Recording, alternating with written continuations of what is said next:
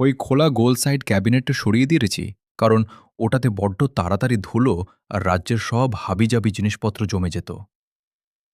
ওখানে একটা slim side cabinet লাগানো হয়েছে, আর তাতেই ওয়ার্ড্রোবটা 20 সেন্টিমিটার এক্সট্রা বড় হয়ে গেল। ওপরের আর নিচের অংশে টুপি, স্কার্ফ আর হ্যান্ডব্যাগ অনায়াসেই রাখা যাবে। তবে মাঝখানের জায়গাটা কিন্তু ল্যাম্প আর কিছু সাজানোর জিনিস রাখার জন্য একদম পারফেক্ট একটা অপশন। আগে ড্রয়ারগুলো ক্যাবিনেটের ভেতরে লুকানো থাকত, তাই ওগুলো বের করে ব্যবহার করা বেশ ঝামেলার ছিল। মাঝখানে প্রতিদিনের ব্যবহারের জন্য দুটো বড় ড্রয়ার দেওয়া হয়েছে, যাতে আপনার জামা কাপড়গুলো একদম সুন্দর করে গুছিয়ে রাখা যায়।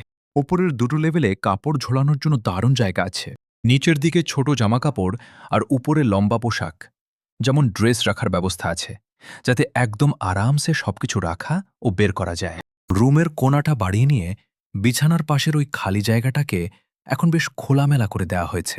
এখানে একটা ঢাকা দেওয়া জায়গাকে ড্রেসিং টেবিল বানানো হয়েছে, যেটা বন্ধ করলে বেশ ছিমছাম লাগে।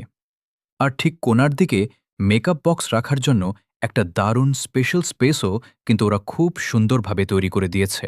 অন্যদিকে এখানে সরু একটা স্পেস দেওয়া হয়েছে, যেখানে শোবার আগে স্মার্টফোন রাখা একদম সহজ, যা আপনার প্রতিদিনের রুটিনকে আরও স্মুথ আর প্র্যাকটিক্যাল করে তোলে। সত্যি বলতে এটা জাস্ট ফাটাফাটি একটা ব্যাপার।